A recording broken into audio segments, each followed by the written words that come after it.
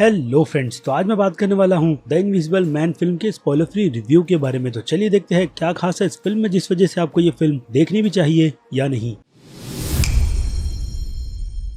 So friends, finally the invisible man film को हमारे India में हिंदी में भी रिलीज कर दिया गया है। और पहले ही मैं हिंदी डब की बात करूं तो जी हाँ, फिल्म का हिंदी डब काफी अच्छा किया गया है। इसलिए ये फिल्म मेरे हिसाब से अगर आप हिंदी में भी देखोगे तो कोई फर्क नहीं पड़ेगा। लेकिन अब इन सब के बीच फिल्म की तारीफ से पहले यहाँ पर मैं तारीफ करना चाहूंगा फिल्म के डायरेक्टर और राइटर लेंथ वैगनेल की, जिनमें इस टाइप की हॉरर फिल्में बनाने का टैलेंट सच में काबिले तारीफ है। क्योंकि देखा जाए तो लेंथ एक ऐसे डायरेक्टर और राइटर है जिन्होंने अपने करियर की शुरुआत 100 फिल्म की स्टोरी को लिखकर किया था, जिसके बाद 100 की फिल्म की एक पूरी सीरीज बना दी गई। और इसी राह पर चलते हुए यूनिवर्सल स्टूडियो ने उन्हें उनके करियर की पहली फिल्म डायरेक्ट करने के लिए दी, जिस फिल्म का नाम था इंट्रूडर्स चैप्टर 3। बट देखा जाए तो उनका ये इंप्रेशन फिल्म के थर्ड पार्ट तक सीमित नहीं रह पाया, क्योंकि फिल्म कुछ खास ज्यादा निकल कर नहीं आ पाई। जबकि अगर देखा जाए तो लेंथ ने ही इंट्रूडर्स फिल्म की सीरीज की शुरुआत की थी। इसके अलावा उन्होंने अपने करियर में 2007 में आई हुई जेम्स बॉन्ड की फिल्म डेड साइलेंस की भी स्टोरी लिखी थी। यानी देखा जाए तो वो एक राइटर के तौर पर इतने ज्यादा बेस्ट राइटर तो है कि वो एक अच्छी हॉरर थ्रिलर फिल्म लिख सकते हैं। बट ये लेवल उनका बेस्ट तब हो जाता है जब स्टूडियो उन्हें स्टोरी के साथ साथ फिल्म डायरेक्ट करने के लिए भी दे। लेकिन जैसे कि मैंने आपको बताया, उनके करियर की शुरुआत as an director film Intruders के चैप्टर 3 को लेकर कुछ खास ज्यादा नहीं थी। लेकिन उनके करियर में एक मेजर टर्न तब आया जब उन्होंने 2018 में अपग्रेड जैसी फिल्म को डायरेक्ट किया, उसकी स्टोरी भी लिखी। अब ये फिल्म कितनी ज्यादा बेस्ट है उस बारे में तो डेफिनेटली मुझे आपको बताने की जरूरत नहीं, जिसका मतलब साफ है कि लाइक अगर अपने करियर में एक और दूसरी फिल्म बनाते हैं तो उस पर भी उनका फोकस काफी ज्यादा अच्छा रहेगा। और इस बार उन्हें उनके करियर में द इनविजिबल मैन जैसी फिल्म बनाने के लिए मिली, जिसके हॉलीवुड में भी पहले काफी बार रिबूट्स किए जा चुके हैं। हालांकि देखा जाए तो इस फिल्म का ओरिजिनल वर्जन 1933 का था, जहां पर लोगों को पहली बार एक अलग ही टाइप की थ्रिलर साइंटिफिक फिल्म दिखाई गई, जो उस टाइम की ऑडियंस को बहुत ज्यादा पसंद आई। और उसके बाद इस करियर में हमने इस फिल्म की कंटिन्यूएशन देखी। लेकिन साल 2000 में काफी सारी चीजें भी बदली इस फिल्म के यूनिवर्स से रिलेटेड। हालांकि इस बीच द इनविजिबल मैन पर और भी काफी सारी फिल्में बनी थी, बट वो सारी फिल्में इसके ओरिजिनल लेवल की नहीं थी। और आई थिंक मैंने इस पर आपको काफी सारी अच्छी एक्सप्लेनेशन दी है इसके पहले ट्रेलर के रिव्यू वाले वीडियो में। इसलिए सीधे आते हैं साल 2000 की फिल्म हॉलो मैन पर, जिस फिल्म के फर्स्ट पार्ट के बाद इसका सेकंड पार्ट बहुत ही ज्यादा बुरा बनाया गया। और देखते ही देखते ये बात तय हो गई कि हॉलो मैन के यूनिवर्स में आगे और पार्ट नहीं बनेगा। और फिर यहाँ से शुरुआत होती है यूनिवर्सल के डार्क यूनिवर्स की, जिसकी शुरुआत से पहले ही इस यूनिवर्स को पूरी तरीके से डब्बा बंद कर दिया जाता है। और यूनिवर्सल, जिसने पहले द इनविजिबल मैन फिल्म के लिए जॉनी डेप को भी कास्ट किया था, उन्हें भी इस फिल्म से हटा दिया जाता है। यहाँ तक कि इस फिल्म की स्क्रिप्ट को यूनिवर्सल बॉलम हाउस स्टूडियो के साथ जाकर शेयर करता है, ताकि बॉलम house the invisible man film को अपने हिसाब से बनाए और उसका प्रॉफिट ये दोनों आपस में मिलकर बांट लेंगे। तो अब सवाल निकल कर यही आता है कि यूनिवर्सल की तरफ से लिया गया ये डिसीजन बिल्कुल ठीक भी है या नहीं। तो मेरी राय में जी हाँ, ये डिसीजन बहुत ही ज्यादा अच्छा है, क्योंकि मॉन्स्टर्स को उन्हीं के फिल्म के यूनिवर्स में रखा जाए फिलहाल के लिए तो वो बहुत ही ज्यादा अच्छा होगा, जिसमें इनविजिबल मैन बिल्कुल परफेक्ट आकर बैठती है। इनफैक्ट देखा जाए तो फिल्म के डायरेक्टर और स्टूडियो के पास एक सबसे बड़ा चैलेंज था कि आज की तारीख में इनविजिबल मैन लोगों के सामने किस तरीके से बनाकर रखी जाए, जिसमें बॉलम हाउस और यूनिवर्सल पिक्चर पूरी तरीके से कामयाब भी होते हैं, जिसका क्रेडिट जैसे कि मैंने वीडियो के स्टार्ट में फिल्म के डायरेक्टर और राइटर लीगेथ वैगनेल को दिया है, क्योंकि उन्होंने जिस तरीके से फिल्म की स्टोरी को लिखा है उसी तरीके से उन्होंने इस फिल्म को डायरेक्ट भी किया है। जी हाँ, अगर इस फिल्म की सबसे खास चीजों पर नजर डालें तो वो है फिल्म का काफी खूबसूरत डायरेक्शन, जो हमें पैरानॉर्मल एक्टिविटीज के यूनिवर्स की सबसे पहली फिल्म की याद दिलाता है। और एक हिसाब से जंप स्केयर सच में किसे कहा जाता है, वो भी चीज आपको इस फिल्म में बिल्कुल अच्छी तरीके से देखने मिलती है। जंप स्केयर आने से पहले आपको उसका अंदाजा बिल्कुल भी नहीं होता कि अब आपको इस सीन में जंप स्केयर देखने मिलने वाला है भी या नहीं, जो कि ये फिल्म बहुत ही अच्छी तरीके से शो करती है। इसके अलावा फिल्म हमें डराने में भी पूरी तरीके से कामयाब होती है, जिसका क्रेडिट जंप स्केयर के अलावा फिल्म के बीजीएम को भी जाता है। यहाँ तक कि एक सन्नाटे में चल रही हल्की सी आवाज भी, जो हमें पूरी तरीके से थ्रिल करने में कामयाब होती है। और इन सब के बाद जो चीज सबसे ज्यादा ऊपर निकल कर आएगी वो है सिर्फ और सिर्फ इस फिल्म की लीड एक्ट्रेस एलिजाबेथ मॉस, जिनकी परफॉर्मेंस इस फिल्म में सच में बहुत ज्यादा अच्छी है। इतनी बेस्ट कि आपको उनके कैरेक्टर का टेंशन पूरी तरीके से फील होता है, जो वो हर बार अपनी सीरीज द हैंडमेड टेल और इस फिल्म से करवाती हुई आई है, कि वो कितनी ज्यादा नेचुरल एक्ट्रेस है। और अब बात करें फिल्म की एडिटिंग की, तो जी हाँ, फिल्म की एडिटिंग भी बहुत अच्छी तरीके से की गई है, क्योंकि इस फिल्म का स्टार्ट एक काफी स्लो वन पर शुरू किया जाता है, जो धीरे धीरे आपका ध्यान अपनी तरफ खींचना शुरू करती है। यानी अगर सिंपल तरीके से समझाऊं तो इस फिल्म के टोटल 3 एक्ट्स है, जिनमें से फर्स्ट एक्ट में ये फिल्म एक सिंपल सी फिल्म लगती है और काफी सिंपल स्टोरी के साथ फिल्म की स्टोरी को आगे कंटिन्यू किया जाता है। और फिल्म के सेकंड एक्ट में ये फिल्म हमें पूरी तरीके से अपनी तरफ अट्रैक्ट करने में कामयाब हो जाती है और थर्ड एक्ट की तो बात ही छोड़ दो। तो अब जबकि मैंने इस फिल्म की इतनी ज्यादा तारीफ कर दी है तो आते हैं फिल्म के एक छोटे से बुरे पॉइंट पर भी, जो कि है फिल्म की पेस्टिंग, जो स्टार्ट में ही स्लो होने के कारण कुछ ऑडियंस को थोड़ा बोर करेगी। लेकिन मुझे नहीं लगता है कि उन्हें इस टाइम तक इस फिल्म को छोड़कर जाना चाहिए, क्योंकि फिल्म अपना असली जादू इसके सेकंड एक्ट में शुरू करती है। क्योंकि अगर फिल्म की कहानी की बात की जाए तो फिल्म की कहानी का फोकस एलिजाबेथ के कैरेक्टर सिसिलिया केस पर किया जाता है, जो कि एक रिच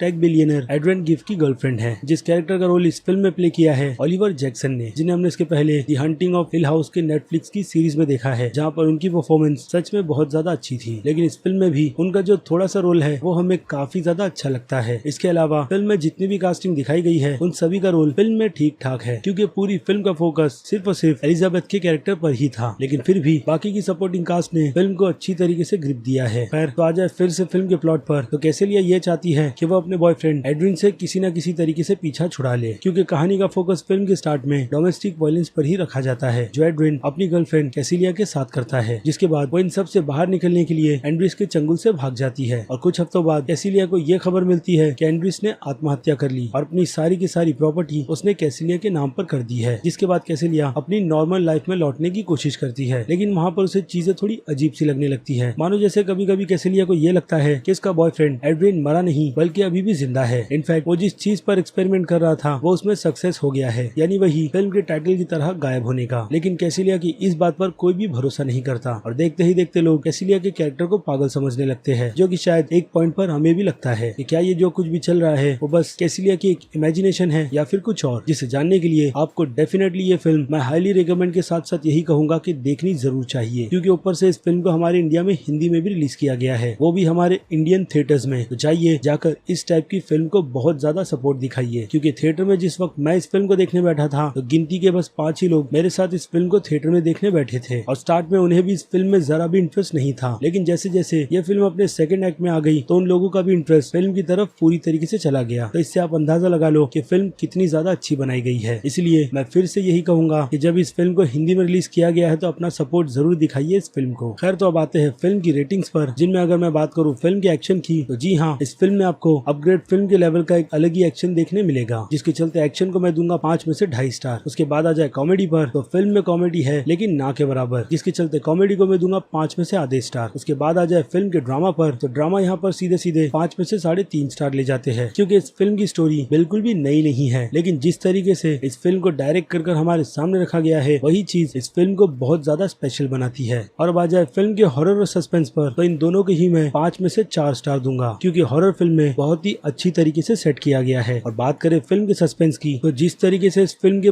पूरे सस्पेंस को बिल्ड किया गया है वो सच में फिल्म के एंड से पहले तो बिल्कुल भी नहीं खुलता, और जैसे ही वो सस्पेंस हमारे सामने रिवील किया जाता है हम पूरी तरीके से शॉक्ड हो जाते हैं कि अभी अभी हमें स्क्रीन पर दिखाया गया है। और अब इसके अलावा बात करें मासेस ऑडियंस की तो जी हाँ, ये फिल्म मासेस ऑडियंस के लिए भी बनाई गई है और उन्हें भी ये फिल्म बहुत ज्यादा पसंद आएगी, जिसके चलते उनकी नजर में इस फिल्म की रेटिंग सीधे सीधे A+ की निकलती है। और बात करें क्रिटिक्स और मेरी तो इस बारे में हम दोनों की ही राय बिल्कुल सेम है, जिसके चलते ये रेटिंग होगी सीधे सीधे A- की। और अब जाते जाते मैं आपसे एक बार फिर से यही कहूंगा कि अगर आपने इस फिल्म के ट्रेलर को देखकर ये डिसाइड कर लिया था कि आप इस फिल्म को नहीं देखेंगे क्योंकि फिल्म का ट्रेलर बिल्कुल भी इंटरेस्टेड नहीं था, तो आप यहाँ पर पूरी तरीके से गलत साबित होंगे, क्योंकि ट्रेलर के अलावा भी हमें फिल्म में देखने के लिए बहुत कुछ मिलता है, इतना कुछ जिसे फिल्म के ट्रेलर में जरा सा भी रिवील नहीं किया गया, जो कि सच में एक सरप्राइज से कम नहीं था। और इसीलिए मैं आपसे यही कहूंगा कि आप इस फिल्म को बिल्कुल भी मिस मत कीजिएगा। वेल, तो ये थी मेरी राय इस साल की अब तक की बेस्ट हॉरर फिल्म को लेकर कि मुझे ये फिल्म कितनी ज्यादा पसंद आई है। और इसी के साथ साथ आप मुझे कमेंट में ये भी बताइएगा कि अगर आपने ये फिल्म देखी है तो आपको इनविजिबल मैन फिल्म कितनी ज्यादा पसंद आई है। और जी हाँ, मेरी वीडियो भी अगर आपको पसंद आती है तो इस वीडियो को लाइक करना बिल्कुल भी मत भूलिएगा। और अगर आप मेरे चैनल पर नए हैं तो मेरे चैनल को सब्सक्राइब भी कर लीजिए और लगे हाथ तो उस बेल आइकन को भी क्लिक कर दीजिएगा, ताकि मैं चैनल पर जब भी कोई नई वीडियो अपलोड करूँ आपको उसकी नोटिफिकेशन सबसे पहले मिले। वेल, तो अब मिलते हैं आपसे अगले वीडियो में। Till then, bye.